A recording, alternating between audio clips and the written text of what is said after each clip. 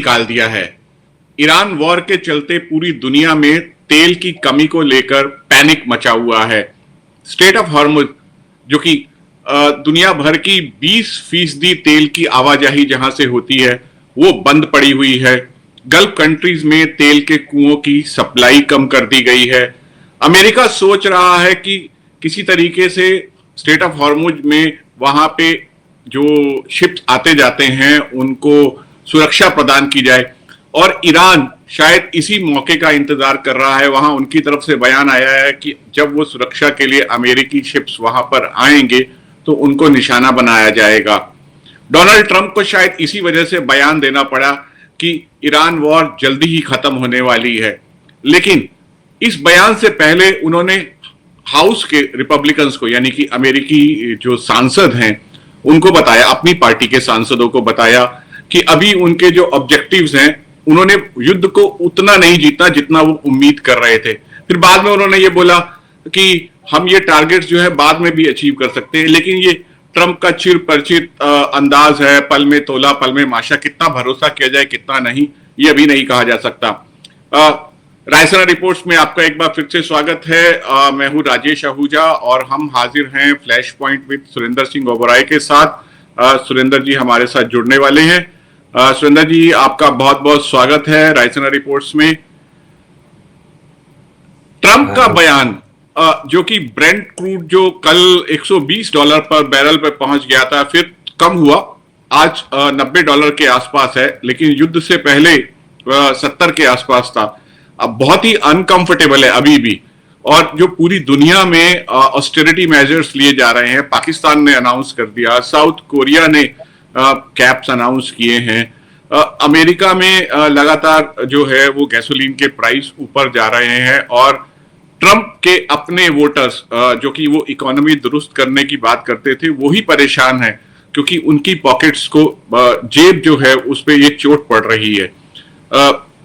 France ने बोला कि हम सोच रहे हैं कि हम डिफेंस के लिए अपने शिप्स जो है स्ट्रेट ऑफ हॉर्मुज में भेजे, वहां पे जाके वो रक्षा करेंगे, जो कमर्शियल टैंकर्स हैं उनको निकालने में हेल्प करेंगे। लेकिन ईरान ने उनको भी चेतावनी दे दी है, क्योंकि ईरान जो है इस मसले को लेकर शायद वो पूरी दुनिया का हाथ पकड़ रहा है कि इस वॉर को बंद करवाने के लिए शायद यही तरीका है कि इसमें इकोनॉमिक पेन जो है वो बढ़ाई जाए।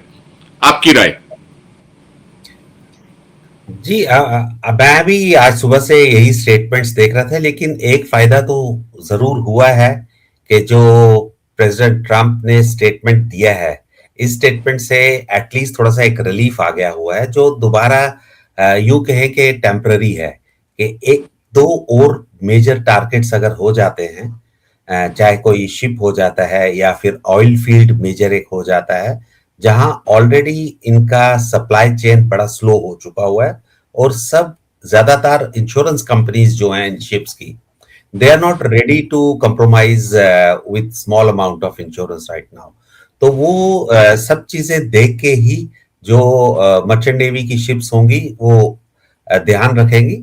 हाँ, ये जरूर है कि इस वक्त उन्होंने एक्टिवेट कर दिया है कि किसी तरीके से हमें ये जो जोन है 33 किलोमीटर्स या 35 किलोमीटर्स की जो नैरो सी पाथ है, जो स्ट्रेट ऑफ हॉर्मुज है, किस तरीके से इसको सैनिटाइज किया जाए, किस तरीके से इस पे अटैक रोका जाए। लेकिन इशू ये नहीं है कि वो ठीक है वहां पे शिप्स लगा देंगे, वापस फायर करेंगे, लेकिन ये वाले जो ड्रोन्स हैं आजकल या मिसाइल्स हैं, वो बॉर्डर से नहीं अटैक होंगे, यहां तक कि वो अगर उन बॉर्डर एरियाज को भी वो कवर कर लेते हैं, तो इस एरिया को कवर करना बड़ा ही मुश्किल है। और ईरान के पास एक यही मेजर स्ट्रेटजी है, जिस तरीके से वो दोनों अब गल्फ कंट्रीज को भी और ग्लोबल इकोनॉमी को भी अफेक्ट कर सकता है, जो हम देख रहे हैं इस वक्त हो रहा है। और डोनाल्ड ट्रंप की जो स्टेटमेंट्स हैं कि that I will come 20 times harder to it, वो अभी अपनी पुरानी चीजों की सफाई नहीं दे पा रहे हैं।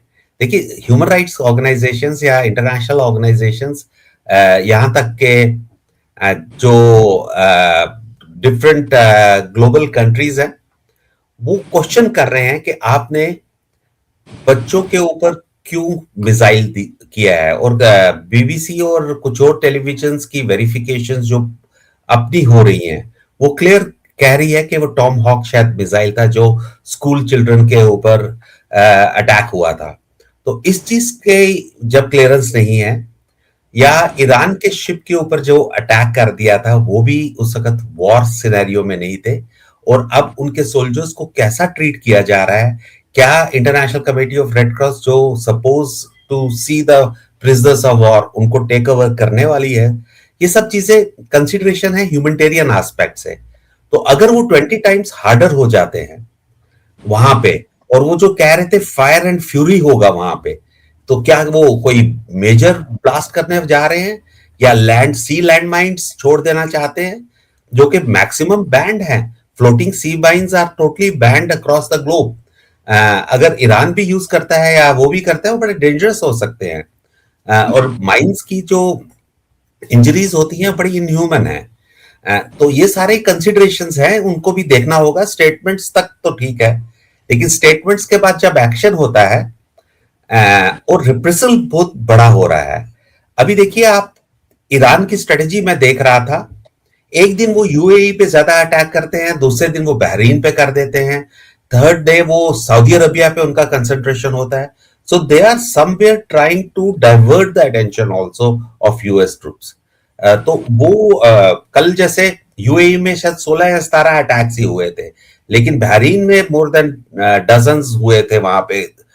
तो ये जो स्ट्रेटजी है उनकी, कैसे वो चेंज कर रहे हैं, किस तरह, कभी पहले आप देखिए कुवैत को उन्होंने कितना ज्यादा लिया था, जहां पे कैजुअलिटीज भी अमेरिकन सोल्जर्स वगैरह की हुई थी। तो मेरे को तो ये लग रहा है कि ये चलता रहेगा।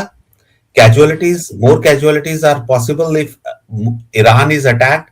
अब देखिए ईरान की बम्बार्डमेंट कंटिन्यूसली चल रही है, मेजर जी एरिया, मेजर टाउन्स बहुत अफेक्टेड हो गए हैं। स्टिल कल सेलिब्रेशंस हुई, जो इनके मुश्तबा जो नए चीफ आगे हुए हैं, इनके इस्लामिक चीफ, और you can say that spiritual leaders जो इनके आगे हैं। और वो देखिए उनका आप इमोशनल एक्शन देखिएगा क्या होगा, क्योंकि he is new to the government. उन्हें मालूम नहीं वो कितनी देर जिंदा रह सकते हैं, 10 दिन भी रह सकते हैं, 10 महीने भी रह सकते हैं, depend, because he is the number one target right now of both Israel as well as US का। तो उनके पास एक लिमिटेड टाइम पीरियड है, उस पे वो क्या आर्मी की स्ट्रेटेजी करना चाहते हैं, क्योंकि स्ट्रक्चर सेम है जो उनके फादर के पास था। कुछ लीडर्स की डेथ हुई है उनके जो मिलिट्री के हैं, लेकिन उनका अगर आप देखिए एक्शन मिलिट्री का बिल्कुल वैसा ही हो रहा है। तो मेरे को लग रहा है कि अभी एक्सेलरेट होने वाला है दोनों तरफ से, क्योंकि वो अपने फादर का बदला, मदर का बदला, अपनी वाइफ का बदला, अपने डॉटर का बदला, जो उनकी डेथ हुई थी उसकी, वो उनके दिमाग में चल रहा होगा। And naturally Iran is completely emotional right now. वहां पे इवन दो ट्रंप कह रहे हैं कि he has an alternative, but that can not be made public immediately, अगर होगा भी उनका ऑल्टरनेटिव, क्योंकि फाइनली जिसको भी रूल करना है ईरान में, he has to be a little pro people only, the pro public only, and public needs to accept it. तो कैसे उस लीडरशिप की इमेज बनाई जाएगी, और कौन सा लीडर है जिसके साथ वो बातचीत कर रहे हैं, that in itself remains a question. लेकिन अगर मिलिट्री कैपेबिलिटी पे अगर क्वेश्चन जो ईरान के ऊपर कर रहे थे US, I think that plan A of US has failed, कि जी हम छोटा अटैक करके रिजीम चेंज कर देंगे, या उनके सारी जो भी टारगेट्स हैं उनके मिसाइल मैन्युफैक्चरिंग के, या उनकी डिफेंस पोजीशंस जो थी उसको डिस्ट्रॉय करेंगे। वो दिख नहीं रहा है अभी तक। आज 11वां दिन है, Iran still continues to go for counter attack. और इजराइल और यूएस एसेट्स आप देख लीजिए मिडल ईस्ट में, चाहे वो बहरीन है, चाहे वो अब बीच में साइप्रस हो गया था, और अब कुछ और जगह भी हो सकती है।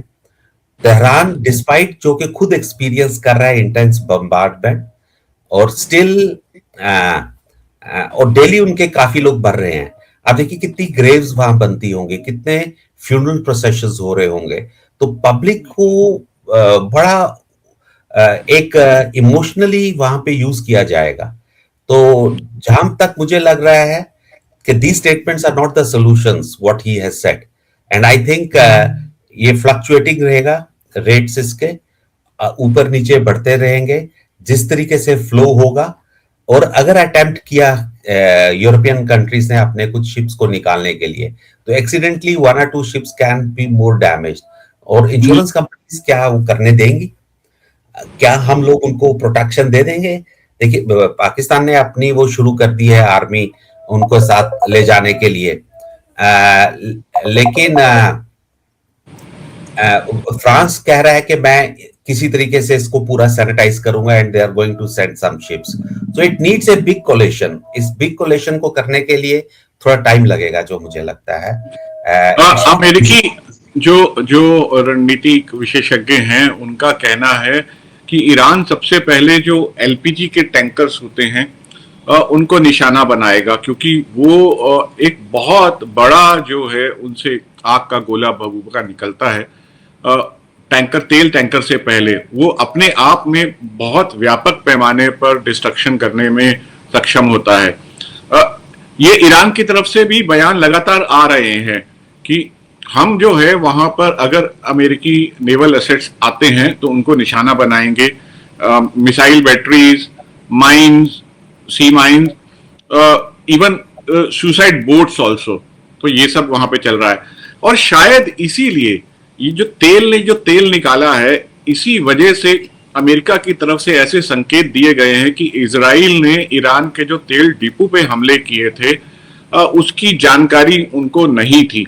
और शायद उन्होंने इजराइल से ऐसा भी अमेरिकन एडमिनिस्ट्रेशन की तरफ से संकेत दिए गए हैं कि उन्होंने इजराइल से पूछा है कि आपने तेल डिपो को क्यों निशाना बनाया, जिससे और हाहाकार मच गया।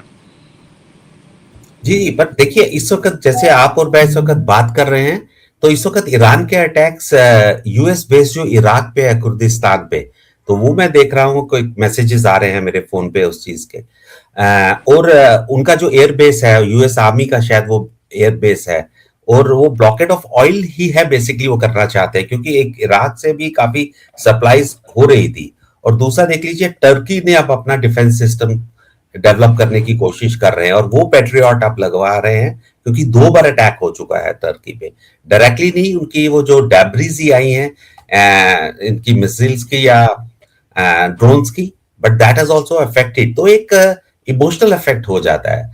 देखो, ये स्टेटमेंट्स, पॉजिटिव स्टेटमेंट्स देना बहुत जरूरी है, स्पेशली यूएस को, जिसने मैन्युफैक्चर किया है इस वॉर को रिएक्ट नहीं किया है कि कुछ होगा तो मैं वॉर करूं। तो इस चीज का डिफेंड करने के लिए he will have to give to many of the positive statement, ताकि उनके एलीज उन पे विश्वास करें और पेट्रोल के रेट्स ना ज्यादा जाए। लेकिन जैसा आप बता रहे हो कि